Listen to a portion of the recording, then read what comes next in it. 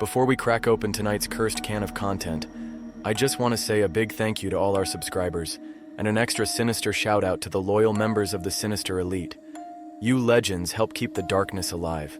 If you're enjoying the stories and want to take it a step further, hit that like button, make sure you're subscribed, and consider joining the Sinister Elite by clicking that join button below. Members get access to creepy custom emojis and exclusive Sinister Elite badges that level up the longer you survive with us.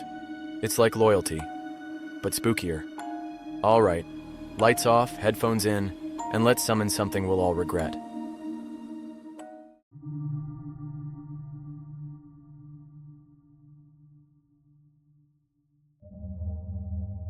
The job listing just said graveyard bartender wanted. No experience necessary, must be good with spirits. I laughed, which should have been my first red flag. I was down to my last $20 and needed anything that paid in cash, didn't ask about my felony record, and wouldn't make me wear a name tag shaped like a smiley face. The bar was called the Hollow Tap, a dusty dive crammed between a boarded-up jazz club and a brick funeral home on the edge of the French Quarter. You'd miss it unless you were drunk, lost, or dead, which, as I'd learn, described most of the clientele. The interview lasted exactly 2 questions. You drink? You afraid of ghosts?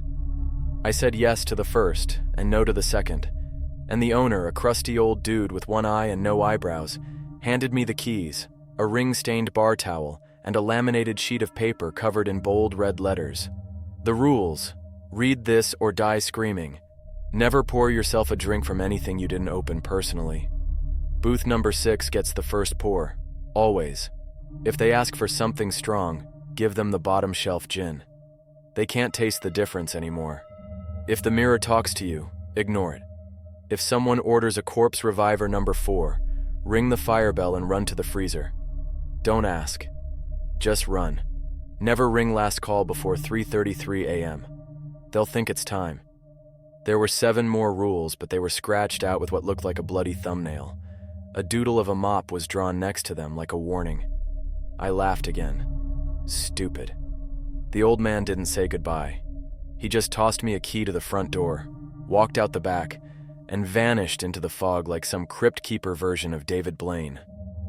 The bar itself was weirdly preserved, like stepping into the 1950s if the 1950s were haunted, sticky, and smelled like grave dirt and sour whiskey. The jukebox was an old Wurlitzer that only played jazz or wailing. The mounted deer head above the bar was missing an eye but had a gold tooth. The cash register looked like it had seen Prohibition and still wasn't over it.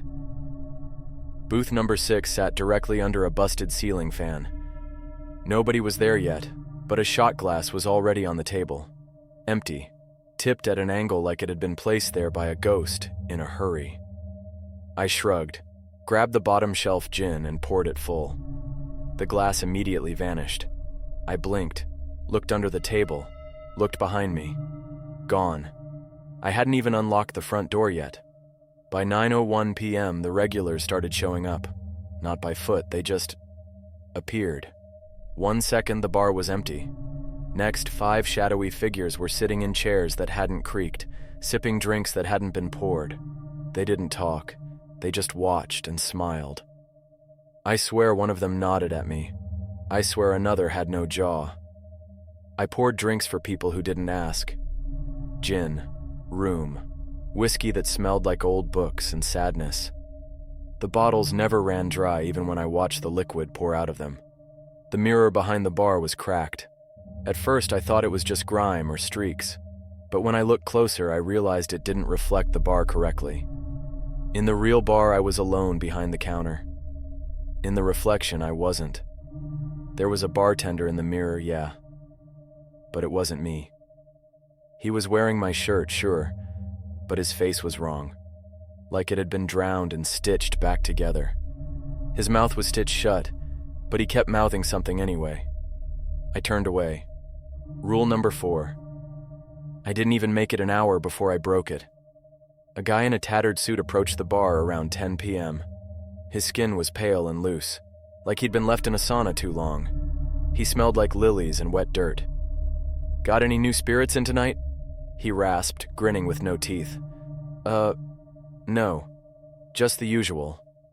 I motioned to the shelves. You want a gin or I'll take a corpse reviver number 4. My blood turned to ice. Rule number 5. If someone orders a corpse reviver number 4, ring the fire bell and run to the freezer. I hesitated. For one dumb second, I thought maybe it was a joke. A weird cocktail name. Then I saw the others, all the patrons, every one of them, freeze mid-sip. Some still had glasses in the air. Some had them to their mouths. Not one blinked. Booth number 6 slowly turned to face me. I rang the damn bell so hard it broke off the wall. The tattered suit guy just smiled. I ran. Through the swinging door, past the ancient stove, into the walk-in freezer. I slammed it shut and slid the metal lock. And then, I waited. Outside, I heard the bar erupt in whispers. Dozens of voices, overlapping like everyone in the bar was suddenly whispering secrets all at once, but not in English. Then came the sound of footsteps. Not toward the freezer, under it, like something was crawling beneath the floorboards, sniffing. Then silence. I stayed in that freezer for 3 hours. When I finally came out, the bar was empty. The shot glass at booth number 6 was full again. And someone had scratched 3 new words into the mirror behind the bar. Next time, run sooner. The freezer door groaned open like it was relieved I survived. The air outside was warmer, but not in a comforting way. It was more like a body had been sitting in the booth too long. Still, I had a shift to finish, and apparently quitting wasn't in the cards. I stepped back into the bar, hoping everything that happened was a gin-induced fever dream. No such luck. The mirror still had "next time, run sooner" scratched into it. Booth number 6 had a new shot poured. The bell I'd rung was gone. Just missing. Torn off the wall, wires dangling, and someone had written a note in chalk on the bar. Only 1 use per night. Good instincts, rookie. Great. Ghost Yelp reviews. I did the only reasonable thing a sane person would do in my situation. I poured myself a shot of bourbon, said screw rule number 1, and slammed it back. Immediately, the jukebox crackled to life, unprompted. It played a soft, somber jazz tune with a muted trumpet that sounded like it was being played from underwater. The lights dimmed, the air got thicker, and a man walked in, through the wall. He was tall and bone-thin, dressed like a 1920s undertaker. Black vest, shiny shoes, and gloves. His face was pale, stretched tight like wax, with lips pursed into a line that said, "I don't care for your attitude." He didn't sit. He just stood at the center of the bar and spoke loud enough for the shadows to lean in. "You're the new one," he said. "I was expecting someone shorter." "Sorry to disappoint," I said, wiping down the bar like I was in control of anything at all. "What can I get you?" He smirked. "You know what I want." I glanced toward the list of rules taped to the keg, then quickly back to him. "Nope," I said. "Try me. I want what the last bartender couldn't make." I faked a laugh. "So, like a good espresso martini?" He didn't blink. "The drink that ends the thirst." I leaned closer. "Buddy, you want the secret to eternal rest? You're gonna have to talk to the mirror behind me. I just work here." He looked at the mirror, then back at me. I already did. Rule number 4. If the mirror talks to you, ignore it. I didn't like where this was going. "Look," I said, "I'm still learning the ropes. Can you order something, I don't know, less ominous?" He gave me a slow, corpse-dry smile. "Fine. Give me a gin and sin." I blinked. Is that a real drink?" "It is now." I reached for the gin. The bottle felt heavier than before, almost sticky. I grabbed a clean glass. As I poured, I noticed the liquid wasn't clear like it should have been. It was red, thick, slow, like syrup mixed with regret. I froze. The moment the glass hit the bar in front of him, every shadow in the room seemed to inhale at once. He picked it up, sniffed it, then drank it in one long pull. The lights dimmed further, and then he laughed. It wasn't a joyful laugh. It was like a scream gagged halfway down, a dry, rattling cackle that made my spine curl. "I like you," he said, turning toward the door. "Maybe you'll last longer than the last one." He walked through the door, not out the door, through it, as in, phased into the wall and vanished. The jukebox shut off. I looked down at the glass. It was full again. No one had touched it. Just then, the bathroom door creaked open. I hadn't even realized we had one. Out stepped a man with a handlebar mustache, suspenders, and absolutely no shoes. He stared at me. I stared back. Then he said, "There's a mop in there. It keeps moving." I didn't say anything. I didn't have to. He walked over, grabbed a stool, and said, "I'll have what she had." She? He pointed to booth number 6. I poured the gin again. This time it came out normal. He raised his glass but didn't drink, just stared into it. "You ever notice," he said, "that the dead are better tippers?" "I haven't been here long enough to notice anything," I said. He nodded. "That'll change. Place gets under your skin. You start dreaming of it even when you're awake. And don't worry, the rules don't protect you. They just delay you."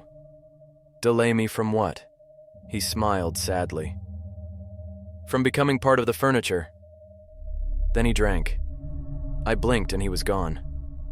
Only the glass remained. It had a tooth in it. I picked it up with a bar rag, tossed it in the sink, and turned to the freezer again. Not to hide, just to check. The handle had a new gouge in it, 5 long scratches like someone tried to get in. I stood there a while, listening to the walls breathe, the ice crackle. Then I went back out front. Booth number 6's glass was empty again, and a note had been folded neatly on the bar, scrawled in tight cursive. "Get more lemons. The jazz man comes tomorrow." I've learned 3 things since starting this job. Time doesn't pass normally in the hollow tap. Dead people are incredibly picky about their cocktails. Lemons are apparently more important than holy water. I showed up early for my next shift like an idiot. The sky outside looked normal. Sunset turning purple, humidity making the bricks sweat.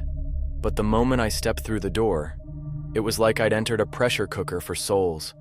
The air inside the bar felt thick, heavier, more awake. Booth number 6 already had 2 glasses out. That had never happened before. One was full of gin. The other was empty, but sticky with something that shimmered like blood and motor oil. There was a lemon sitting on the bar. It hadn't been there yesterday. Just a single lemon, perfectly ripe, sitting on a cocktail napkin like it was waiting to be sacrificed. That's when I noticed the jukebox was on again. It was playing something wrong. Jazz, sure, but slower. Crooked. Like the trumpet was crying into the saxophone and the piano was drunk and bleeding. I reached for the lemon. "Don't." The voice came from the far end of the bar. A woman was sitting there now. I hadn't seen her come in. She wore a shimmering green flapper dress and long white gloves, and her makeup looked like it had been applied sometime before Prohibition. Her eyes were dark. Too dark. Like sinkholes. "You don't touch the offering," she said, sipping from a highball glass filled with something cloudy and fizzing. I took a cautious step back. "That for the jazz man?" She laughed, and it sounded like broken glass being stirred into a martini shaker.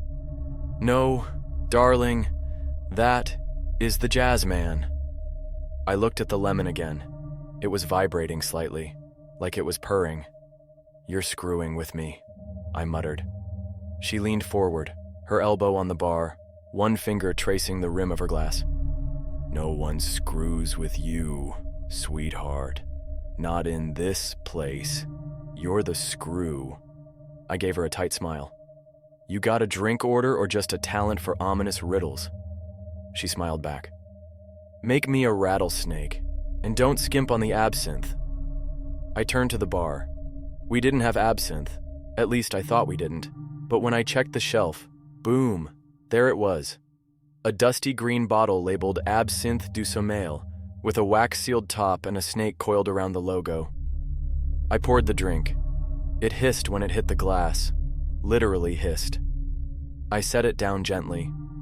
The flapper lifted it, sniffed once, then chugged the whole thing like a champion at a haunted frat party. Her skin shimmered like cellophane for a second, then settled back into that porcelain dead glow. She smiled again, but this time it was different. Sad. Maybe even tired. "You're going to want to check the men's room," she said softly. "He's almost here." The lights dimmed, the trumpet got louder, and the lemon exploded. Not violently. It didn't blast apart like a grenade. It just sort of peeled itself, one long, curling spiral, and inside was a small, glowing ember the size of a cigarette cherry. It hovered in the air for a second, then floated slowly toward the jukebox like it had business to attend to. The trumpet stopped. The jukebox began to smoke, and the music changed to silence. That's when the door to the men's room slammed open. He stepped out, tall, thin, dressed in a sharp white suit, black tie, polished shoes. No face, just a brass trumpet where his head should have been. I mean that literally. The man had a trumpet for a head. He didn't walk so much as glide. Each step hit like a beat, a metronome made of leather and bone. Every ghost in the bar stood up. Every bottle shook on the shelves. The jazz man had arrived. He made his way to booth number 6. Didn't sit. Just stood there, trumpet head facing the mirror behind the bar. Then he raised one arm and slowly pointed at me, not at the jukebox, not at the drink menu. Me. "Shit," I muttered. A low hum filled the air like the moment before a train hits. The flapper was suddenly beside me. I hadn't seen her move. "You need to play," she whispered. "Play what?" She handed me a cocktail shaker. Inside was a rattle. "Play something true," she said, backing away. "And don't fake the rhythm. He hears lies." I had no idea what I was doing, but I started shaking. Not from fear. Okay, yes, from fear. But also the shaker. It rattled like bones. I reached for bottles. Room, bitters, lime juice, something with a bat on the label. I don't know. I just moved with the beat. The jazz man's trumpet face began to glow. I poured the drink. It shimmered gold, then black. He floated toward the bar. I set the glass down. He raised one hand. 2 long fingers reached out, picked up the glass, raised it. He drank. The lights flickered. The jukebox burst into flames. Then everything froze, and he vanished. Glass still spinning on the counter. The flapper was gone, her seat empty, a single glove left behind draped over a napkin that read, "You played it real. He'll let you stay. For now." I looked at the bar clock. 3:32 a.m. I didn't ring the last call bell, because the jazz man had taken it with him. When I showed up for my next shift, there was a rat sitting on the bar. Not running, not chewing, just sitting there, wearing a tiny bow tie and sipping from a shot glass of dark red liquid like it was a tiny mob boss on vacation. I stood in the doorway for a full minute trying to decide whether to quit, go back to prison, or just light myself on fire and roll into the gutter. Instead, I walked in. The rat turned and gave me a little nod. "You're late," it said. I blinked. "You're a rat." "You're observant," it said, swirling its drink. "That'll get you killed in here." I looked around. The bar was empty except for him. No ghosts, no flappers, no jazz man. The jukebox was blackened and half melted from the night before. The mirror had a new crack through the center like it had flinched. "What are you drinking?" I asked. "House red," the rat said, lifting the glass with both paws. "Same thing that keeps the lights on and the floorboards fed." I did not like that answer. The rat motioned toward the rule sheet still duct taped to the keg cooler. "You ever read rule number 11? "There is no rule number 11, I said. "It's scratched out." "Exactly," the rat said. "Ask yourself why." "No offense," I said. "But I've already taken drink orders from a trumpet-faced phantom, watched a lemon give birth to jazz, and spent a night hiding in a freezer because a corpse ordered the wrong cocktail." I'm not in the mood for puzzles from a vermin sommelier. He sipped. You're getting cocky, he said. That's how the last bartender ended up mop adjacent. My eyes flicked to the hallway behind the bar. The mop was there again, just leaning, damp, facing the wrong way. Always. I walked over, grabbed a rag, and started wiping down the bar, even though there was no dust, just to feel normal. You didn't ask my name, the rat said. I didn't want to know. That's smart, but it's Vincent. Of course it is. He hopped off the bar, landed with a thud that made one of the bottles rattle, and scurried down the hallway toward the storeroom. As soon as he vanished, the front door creaked open, but not like a normal creak. It was more like the sound a jaw makes when it unhinges. A man stepped in. He looked normal. That was somehow worse. Khaki pants, button-up shirt, tie too tight. He was pale, but not undead pale. More like middle management without sunlight pale. He walked straight to the bar and smiled. Is this where I complain about the noise? I stared. You're not one of them. No, he said. I'm management. Oh God, he laughed. No, not that kind of management. Just here to do a quick check-in. Inventory, you might say. He reached into his briefcase and pulled out a clipboard. A real corporate-looking clipboard. It actually hurt my eyes. Let's see, he said, flipping pages. Jazzman's been fed, flapper made her mark, trumpet burned out the jukebox, bartender still alive. Impressive. Wait, I said, holding up my hands. You're saying there's someone in charge of this place? There's always someone in charge, he said. Even purgatory needs supervisors. I blinked. This is purgatory? He smirked. For some. He ticked something off his list, then leaned in closer. Tell me, has she shown up yet? She? He frowned slightly. Tall, always soaking wet, hair like seaweed, smells like salt and old apologies. I just stared at him. Good, he said. Not yet. Who the hell is she? The lights above us flickered. The mirror behind the bar shuddered. Off the record, he said, lowering his voice. There's something old in the pipes. The mop keeps it sealed. Don't move it. I wasn't gonna. But if she comes, he continued, you offer her one thing and one thing only, a Blackwater martini. Got it? What's in it? You'll know when she arrives. He snapped the clipboard shut, turned around, and walked back to the door. Wait, I called. What happened to the last bartender? He paused at the threshold. He served her something else. And then he was gone.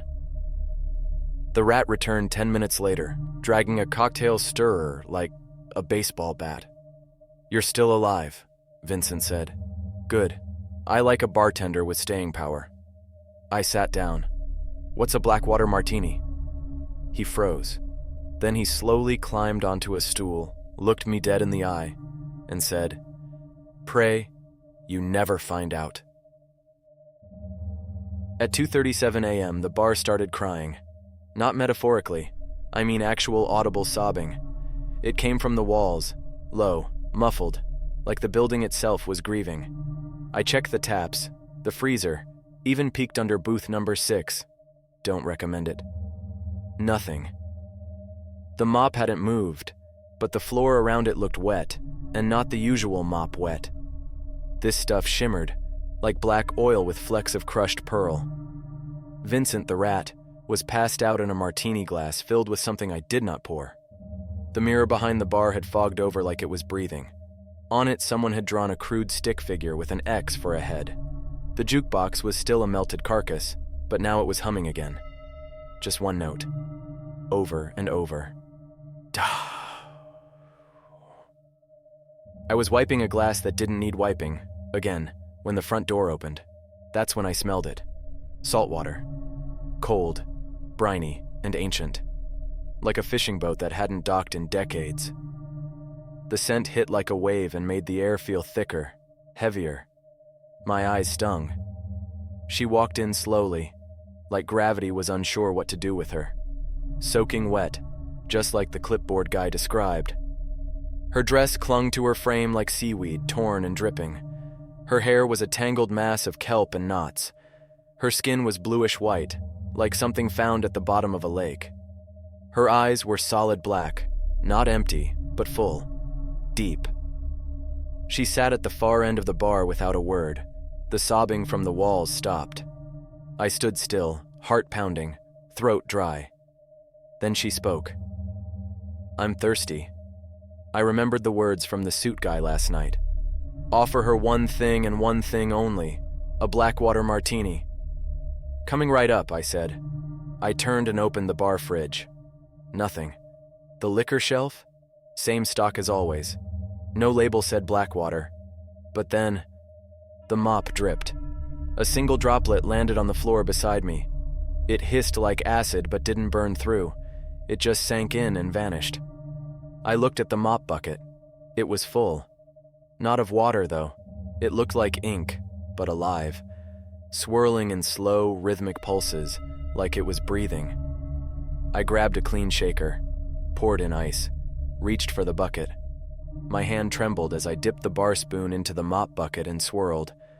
The black liquid climbed the metal like it wanted out. 1 ounce. 2. 3. I added nothing else. Somehow I knew better.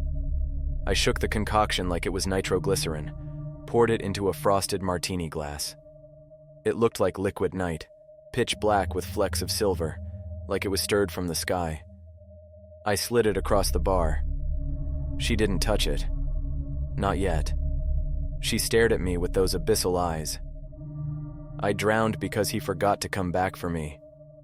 I didn't move. "I waited in the dark," she said. "I called and called, and now I'm thirsty." She lifted the glass. She drank. The lights blinked once, then twice, then off, complete darkness, and then she laughed. It wasn't human. It was the sound of tides pulling ships apart, of anchors snapping, of lungs giving out. When the lights came back on, she was gone. The glass was empty, but in its place was a seashell, bleached white, spiraled and humming softly. Vincent was awake again. "That could have gone worse," he said. I exhaled for the first time in what felt like 10 years. "I think I served my first ancient sea ghost." "She's older than the sea," Vincent muttered. "Good instincts, rookie." The shell stopped humming. I picked it up. There was something etched inside. "Thank you. I'm not thirsty anymore." A knock came from the walk-in freezer. Slow. Steady. Like knuckles rapping on wood at the bottom of the ocean. I grabbed the rule sheet off the keg cooler and flipped it over. There was new writing on the back. Rule number 11 had been scratched in, fresh and glistening. "If she leaves full, you're safe until the moon bleeds." I stared at Vincent. "What the hell does that mean?" He yawned. "Means you've got time to take a smoke break." I don't even smoke. But that night I started. The moon bled 2 nights later.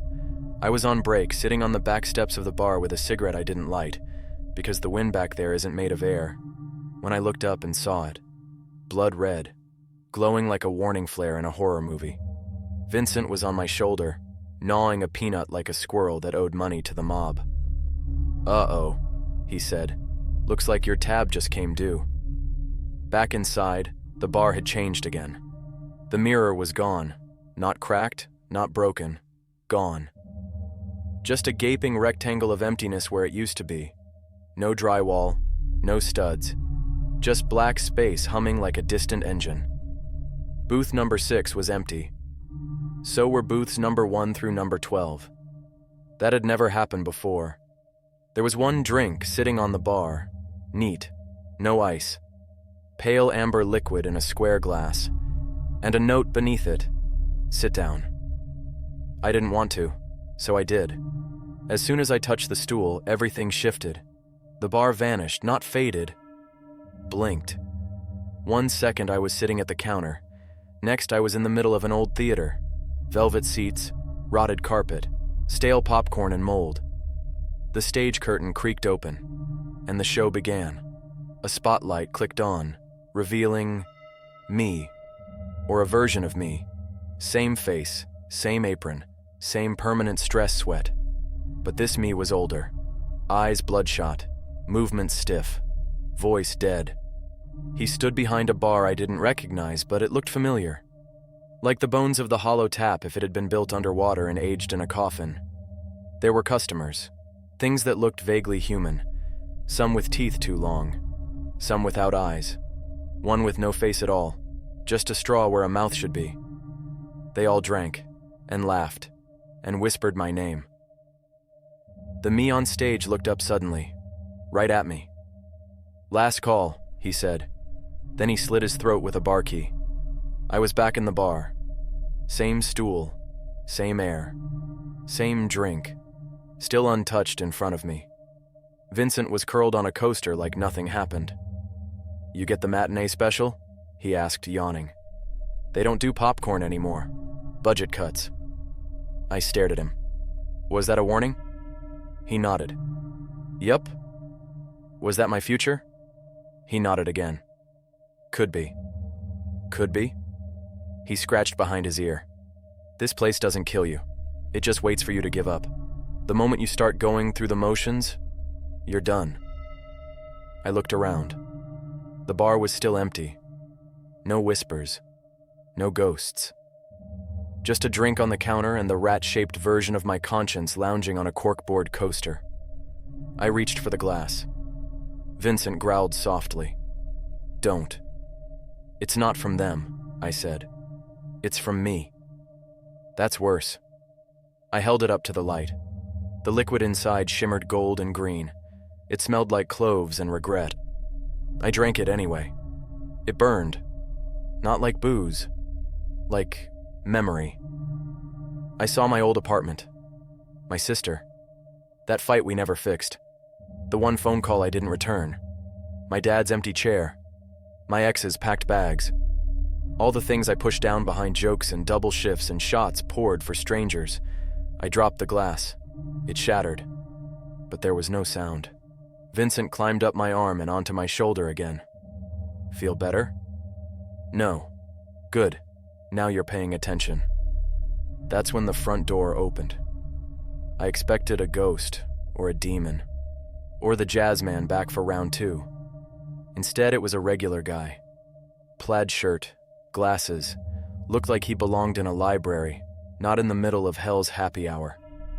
He walked up to the bar and said, "I think I'm lost." "Buddy," I said, "you have no idea." He looked around. This isn't the Greyhound station?" "Nope. This is the Hollow Tap."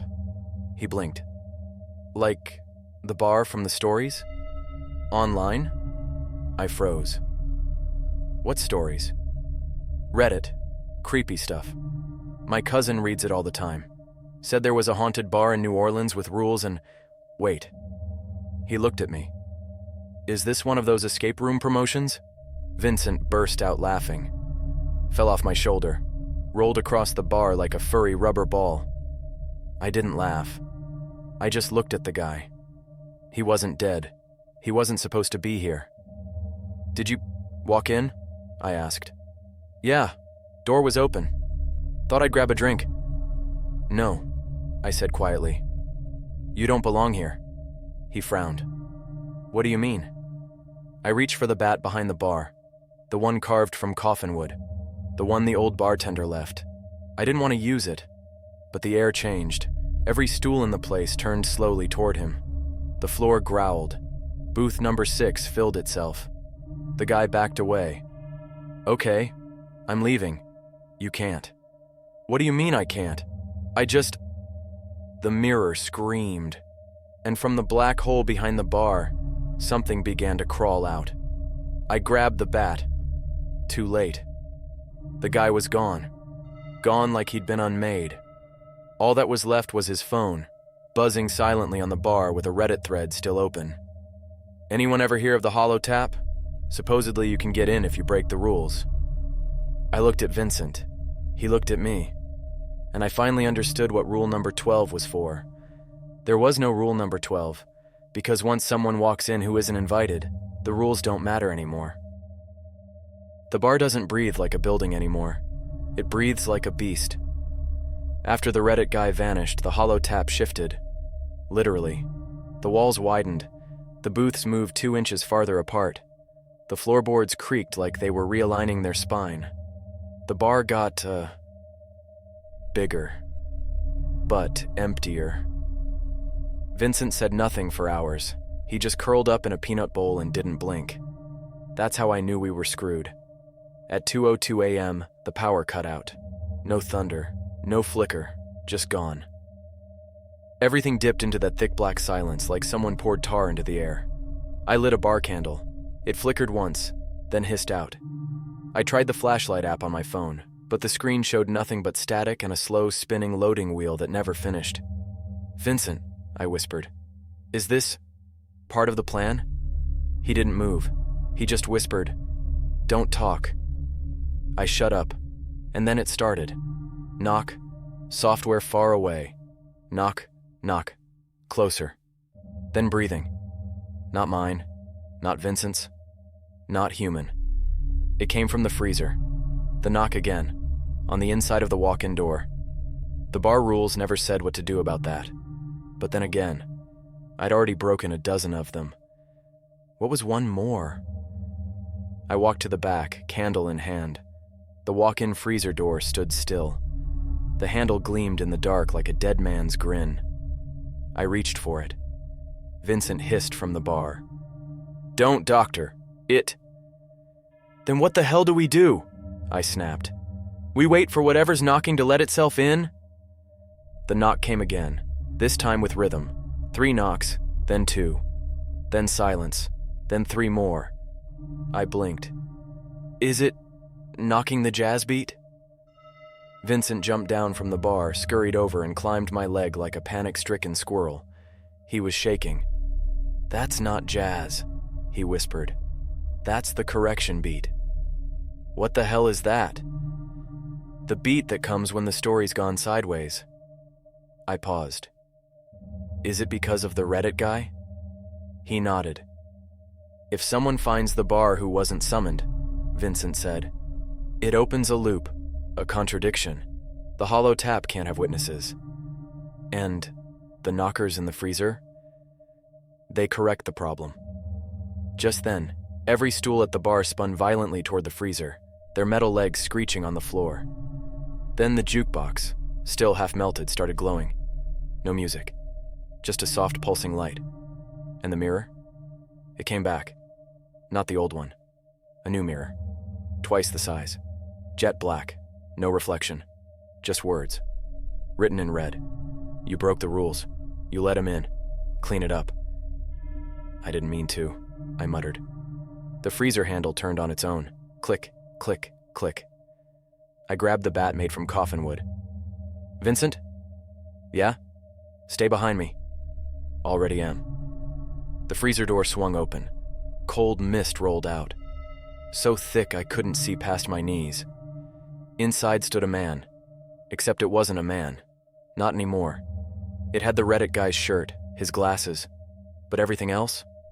Wrong. His skin pulsed like spoiled meat under heat lamps. His eyes were just pits. 2 smooth holes. His hands were long and boneless like rubber gloves filled with gasoline. And his mouth had been unzipped. No lips. No teeth. Just an opening. A long, hungry hole. He stepped out of the freezer. And the room screamed. Not the people. The room. The walls. The floor. Even the keg growled. "Get out!" The room bellowed. But it wasn't for him. It was for me. The hollow tap wanted me gone. "Vincent, what do I do?" I shouted. "You have to reverse the beat." "What does that mean?" He scrambled to the back of the bar and knocked 3 times on the keg, then twice on the floor, then once on my foot. 3, 2, 1, he yelled Werneom. "Reverse it, end the loop." I ran behind the bar and grabbed the shaker. No idea what I was doing, just pure, stupid instinct. I poured whatever bottles glowed in the dark. Something blue, something red, something that might have been tears. I shook it, like it owed me rent. The thing that used to be Reddit guy screamed without a mouth. He stepped forward. The light snapped on. The shaker pulsed in my hand. I poured the drink. It sizzled like bacon in hell. I slid it across the bar. The creature reached for it, touched it, and froze. Then, it blinked and fell apart. No noise. Just gone. All that remained was a phone, cracked in half, screen glowing faintly with the words, 404, thread not found. The lights returned. The mirror cleared.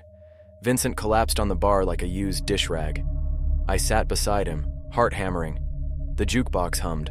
Booth number 6 refilled itself. The freezer was empty. I looked at Vincent. "What the hell was that?" He groaned. "That was you cleaning up your mess. Is it over?" "For now," he said.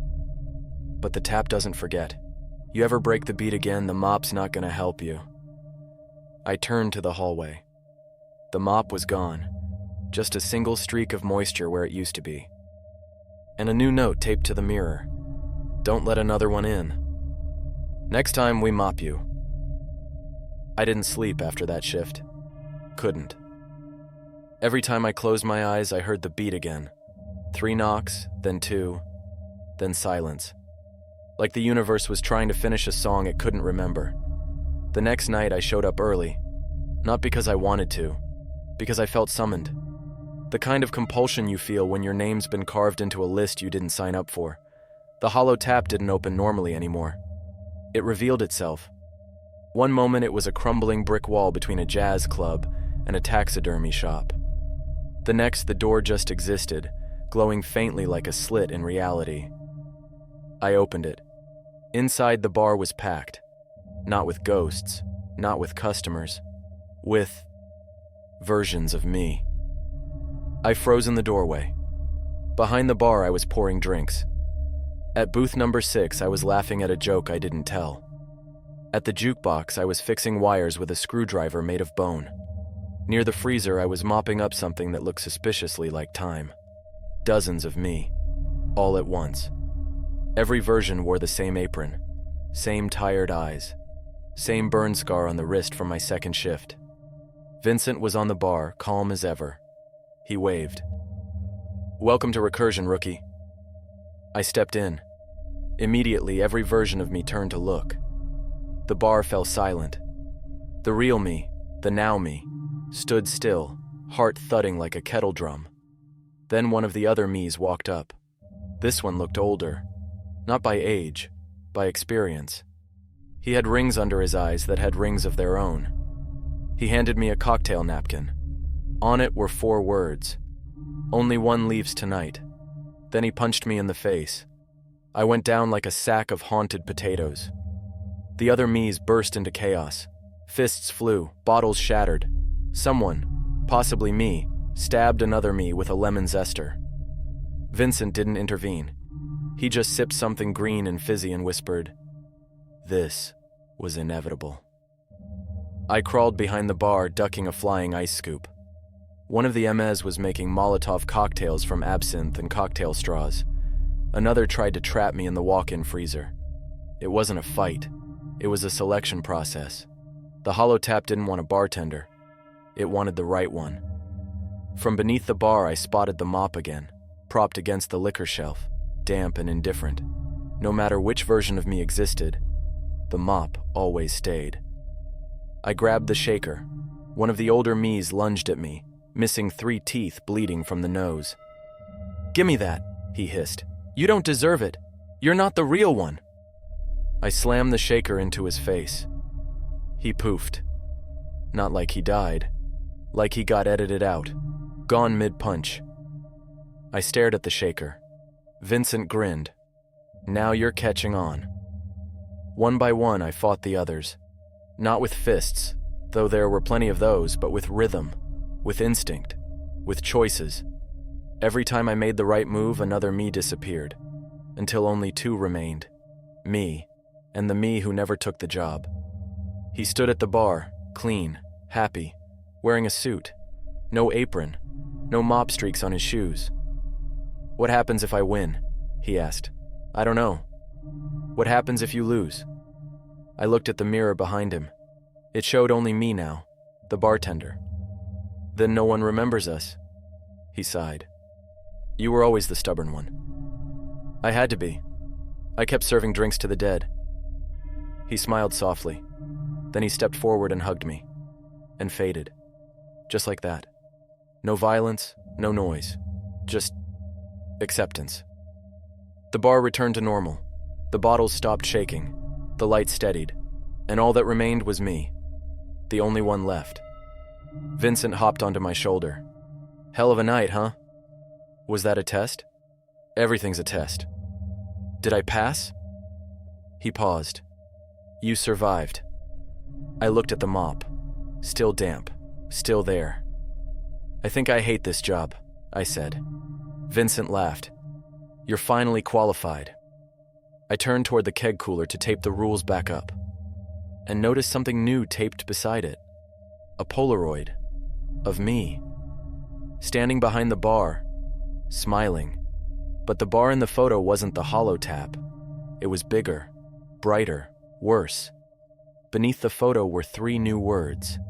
Next location pending. It wasn't the hollow tap anymore. Same walls, same booths, same mop. But something had shifted. You ever go to someone's house and everything looks normal, but just off enough that you know you're not welcome? Yeah. It was like that. The bottles on the shelves had no labels now. The jukebox had replaced its song titles with question marks. Even booth number 6 was quiet. Not empty, but quiet. Like it was watching with its mouth closed for the first time ever. I found a new cocktail napkin on the bar. This is the penultimate pour. Serve wisely. That's when I heard it. Footsteps.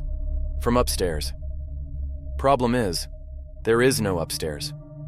The hollow tap never had a second floor. But tonight, there was a staircase behind the bathroom door, twisting up like it had always been there. Vincent sat on the bar like a bartender's conscience, arms crossed. You going up? Is that rhetorical, or are you warning me?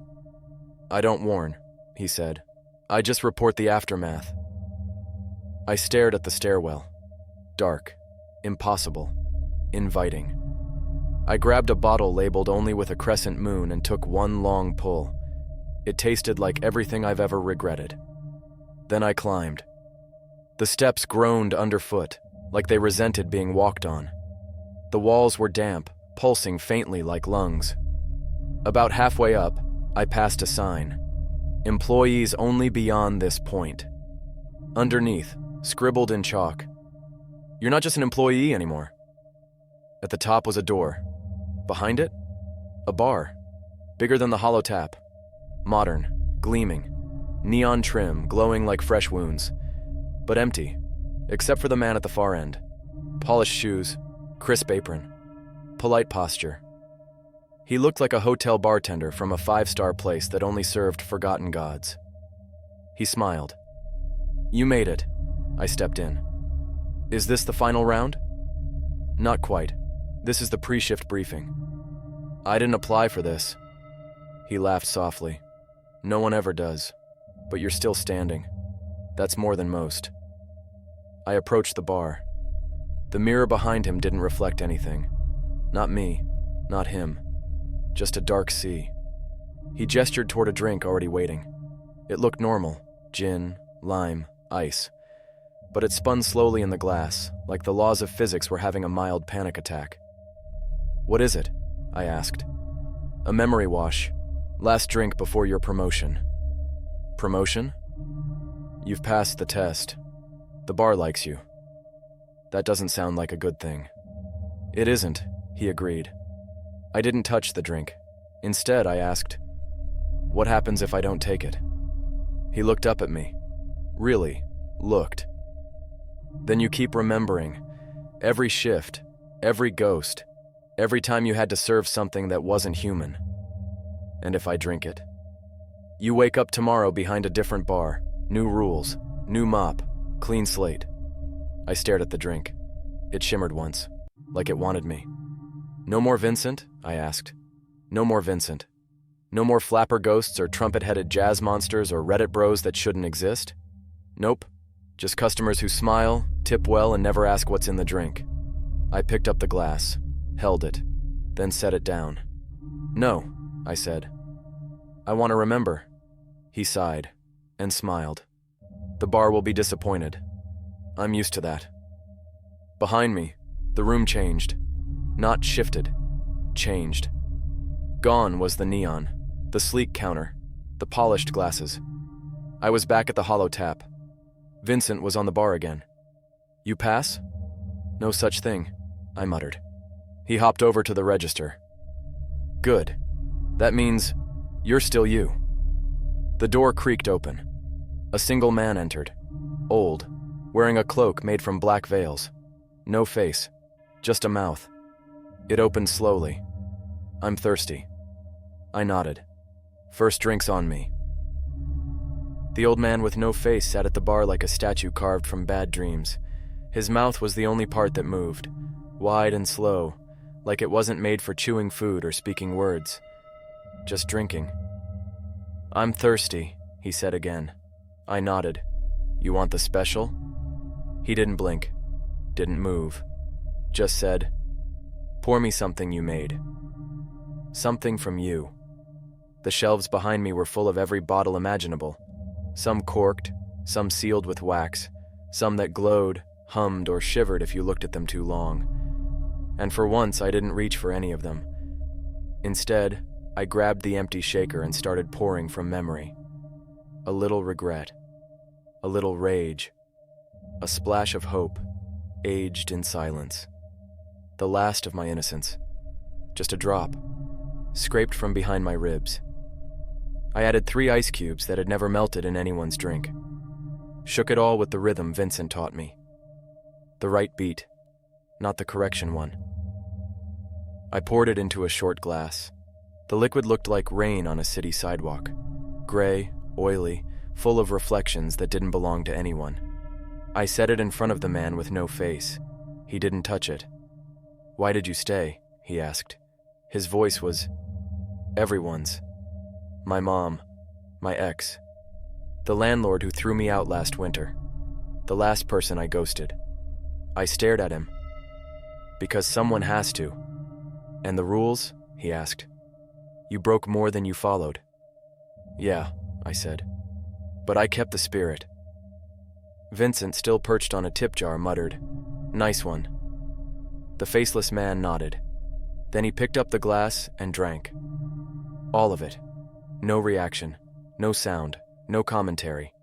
Just a long, slow exhale from somewhere deep inside that ancient shell of a body. Then he said, You've earned it. Earned what?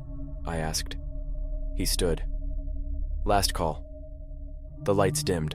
Not like before. Not flickering or dying. Just dimming, like they were bowing. The booths all filled in. Every single ghost I'd served. The flapper. The jazz man. The Reddit guy. Restored and flickering like an old reel of film. The older versions of me. Even the guy with the mop.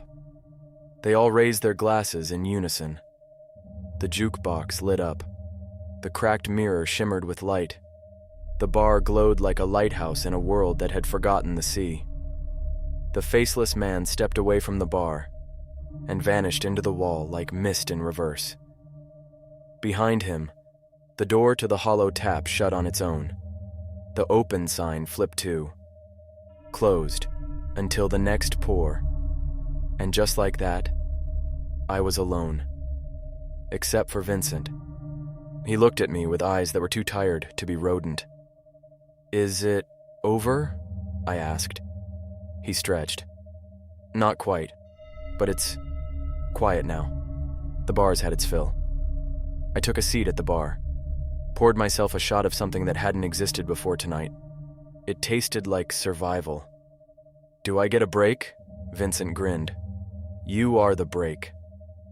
I looked around the hollow tap, at the rules still duct taped to the keg, at the mop, finally dry, and I realized something. This wasn't a curse. It wasn't a punishment.